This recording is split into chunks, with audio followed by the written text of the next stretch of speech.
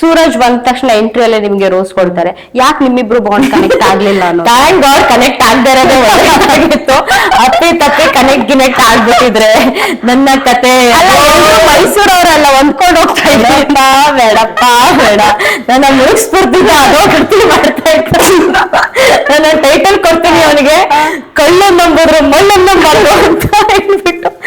Obviously friendship rose ನ ಕೊಡ್ತಾನೆ, ಅದನ್ನ ತಗೊಂಡೋಗಿ ನಾನು ಡೈರೆಕ್ಟ್ ಸುದಿ ಕೊಡ್ತೀನಿ, ಎಂಜಾಯ್ ಸುದಿ ಅಂತ ಹೇಳ್ಬಿಟ್ಟು ಅವ್ನ್ ಬಂದ್ಬಿಟ್ಟು ಅವ್ನಿಗೆ ಯಾರೋ ಹೇಳ್ಬಿಡ್ತಾರೆ ಫ್ರೆಂಡ್ಶಿಪ್ ರೋಸು ಯಾರಿಗೂ ಕೊಟ್ಬಿಟ್ಲು. ಅವ್ನ್ ಬಂದ್ ಕೇಳ್ತಾನೆ, ನೀನ್ ನಿಜ ಕೊಟ್ಬಿಟ್ಟ? ಆ ರೋಸ್ ಎಲ್ಲಿತ್ತು ಅಂತಾನೆ ನನ್ ಕಣ್ಣು ಕಾಣಿಸ್ಕೊಂಡ್ಲಿಲ್ಲ. ಚಂದ್ರಪ್ರಭಾ ಎತ್ಕೊಂಡೋದ್ರ, ಸುದಿಯವ್ರು ಎತ್ಕೊಂಡೋದ್ರ ಗೊತ್ತೇ ಆಗ್ಲಿಲ್ಲ. ಅದಕ್ಕೆ ಐ ಫೀಲ್ ಆ ವ್ಯಕ್ತಿ ಕ್ಯಾತೆ ತಕೊಂಡು ನನ್ನ ಹತ್ರ ಜಗಳ ಆಡ್ಬೇಕು ಅಂತ ಬರ್ಬೇಕಾದ್ರೆ ನಾನು ಲೈಮ್ ಲೈಟ್ ಕೊಡ್ಬಾರ್ದು ಅಂತಾನೆ ನನ್ಗಿತ್ತು. ಯಾಕಂದ್ರೆ ಅನ್ಇಂಟೆನ್ಷನಲಿ ಜಗಳ ಆಡ್ತಾ ಇದ್ದ.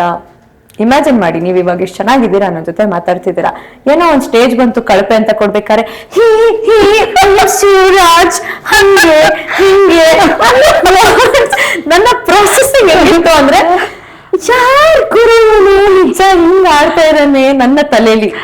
ಅಲ್ಲಿ ಗಿಲ್ಲಿ ಪ್ರವೋಕ್ ಮಾಡಿದ್ದ ಅನ್ನೋದು ಇಲ್ಲ, ಅವ್ನು ಹೇಳಿದ್ನಲ್ಲ ಪಾಪ, ಆಮೇಲೆ ಏನೋ ಹೇಳಿದಾನಂತೆ, ನೋಡ್ದಾ ನೀನ್ ಹೇಳಿದ್ದಕ್ಕೆ ನನ್ಗೆ ಸರಿಯಾಗಿ ಉಗಿದ್ಲು ಅಂತ. ನಾನಂದ್ರೆ ನಾನು ಉಗಿತೀನಿ ಅಂತ ನಿನಗೆ ಗೊತ್ತಾದ್ಮೇಲೆ ಯಾಕೆ ಬಂದೆ ಅಂತ ಹೇಳಿ.